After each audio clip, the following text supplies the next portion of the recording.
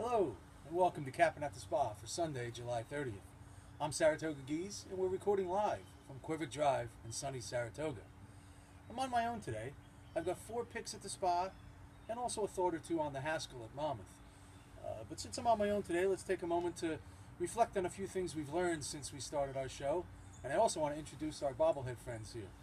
So first of all, we'll do the bobbleheads. On the far right here, we have the King of Saratoga, Angel Cordero, Sam the Bugler. On the far left, we have 4-star Dave, of course, the King of Saratoga horse. You got Jerry Bailey here on the left. And today, for the first time, we're bringing out Todd Pletcher because of his 4 wins yesterday at the spa. So welcome, Todd, to the show. Now, just to go over a couple things. When you're picking long shots on a show like this, you have to, you got to be willing to wait. You have to be disciplined and willing to pick your spots and wait. The bottom line is favorites and second choices still win over 50% of the races. So the goal really is to take your time, try to find those horses that you think have a shot at a price, and hook them up with the logical horses. There's nothing wrong with hitting a $40 or $50 exacta with the 12-to-1 shot with one of the favorites. So take your time out there. It's hard to be disciplined. You look at yesterday, 7 of the 11 races. 7 were won by favorites, and 2 were won by second choices. So up until the crazy Jim Dandy, nothing was happening. So sometimes you got to just pick your spots. Maybe today will be a better day for some long shots. Second is the odds trend. The morning line does, the morning line odds maker does the best he can, but you have horses shipping in from all over and different things happening, and it's very difficult to put prices on everybody. So many times when we pick a horse that's 10 or 12 to 1, we're finding that his odds are cut in half when it comes time to the actual race. So what we're going to try to do on future shows is kind of tell you, hey, we see this horse at 10 to 1. We think he might go off at 5 to 1, but he's still a pretty good play. Some of the other horses we think will go off at their proper odds from the morning line. We'll try to tell you that too. But again, you have to think about that when you're at the races. We've already had 2 or 3 times where 10 to 1 shot ends up going off at 2 to 1. So we're not even playing that horse. A Bird Song yesterday, perfect example. There's not a chance that we're playing that horse at 2 to 1, even though we picked him on the show after the scratch of AP Indian and so forth. So, and that brings me to the next point, which is the scratches and the track bias. So when we're doing the show, we can't tell what the scratches are, and also the track bias. Yesterday, sprinters led wire to wire in all 4 races, and nobody was closing from anywhere. Another reason why you wouldn't be playing Birdsong. And the scratch of AP Indian was huge. So just keep all that in mind when you're going to the races. It's things that we're learning. It's a little bit tougher picking horses at 9 a.m. When you're not sure exactly the conditions of the races, late scratches, etc. So we do the best we can. We know what it's like. Let's get out there. The last thing we want is the Jim Dandy.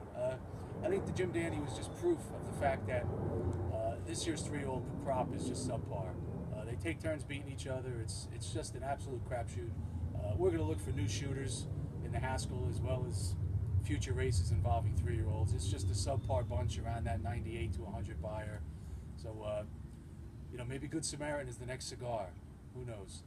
Going to the dirt. But let's get to our selections. My first selection today is a claiming 50,000 a mile on the turf, race 2. We're going to go with Jet Majesty, the 1A, 12 to 1 morning line. Jason Service, 42% off the claim. We're going to look for this horse to improve. The only other speed in the race is the 6 Frozen Hannah, who's a 3 to 1 morning line.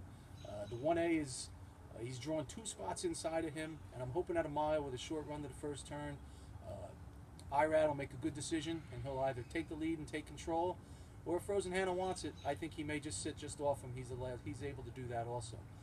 6 to 8 week freshening, and we're looking for Jet Majesty. I think we're going to get him at 6 to 8 to 1, I would say, in that race, and we're looking for him to run well.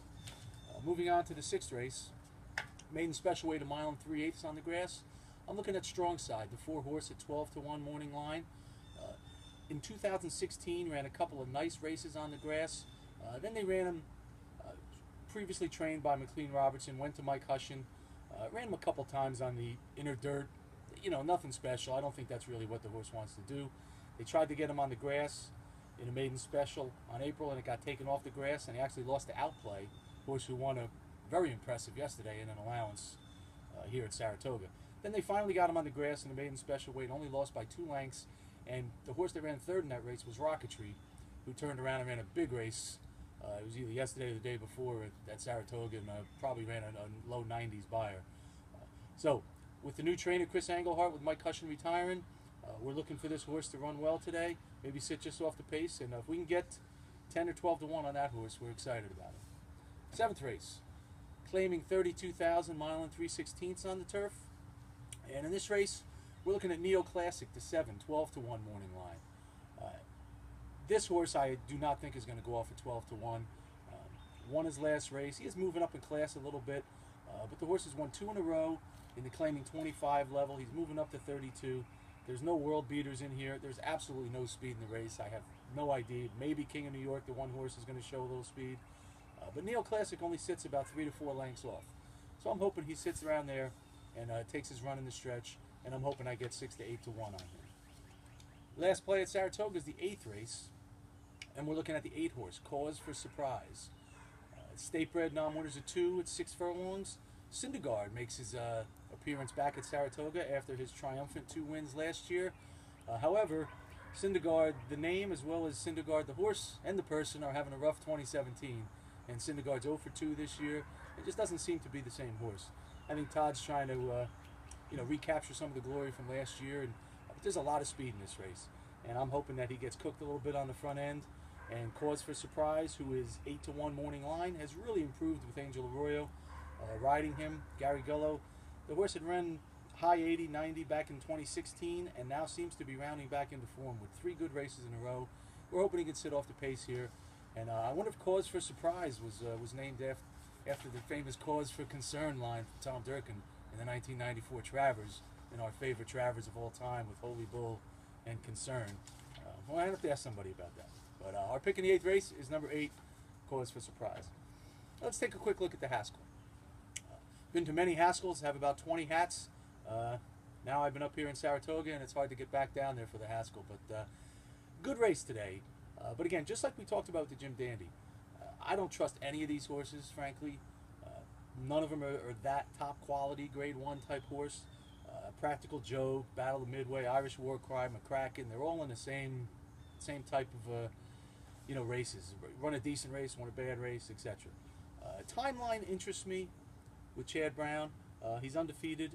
Really hasn't run against anybody very good, and hasn't run buyers any better than anyone else either. If he's going to go off at 3 or 4 to 1, I'm probably not going to play him either. The horse I'm looking at is Gervin. Gervin is the 7 horse at 6 to 1 on the far outside. Ran 2 excellent races at Fairgrounds, both grade 2s, closed in both of them very well. Then he runs in the Derby, and just throw that out.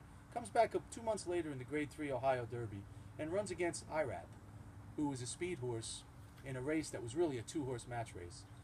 Mike Smith was on Gervin, and he tried to take him to the front and tried to push IRAP, but it's really not Gervin's style. Gervin is a closer. He did the best he could to try to win that race, lost by a nose, ran very well. But now I think he's going to get the right pace flow, because he's going to sit behind Irish War Cry, Battle of Midway, Timeline, all these horses on the inside that have speed. So I'm hoping Gervin will sit the trip from the far outside at 6 to 1. And the bottom line is it's really the 6th choice out of 7 horses in the race. So there's a chance he may drift up into that 8 or 9 to 1 range. And if that happens, we're certainly going to take a play on him. So those are our picks for today. We're happy to have you here. For those of you down at Bournemouth for the Haskell, hope you guys have an awesome day. We're going to have fun up here at Saratoga. And as always, here's hoping today is your day.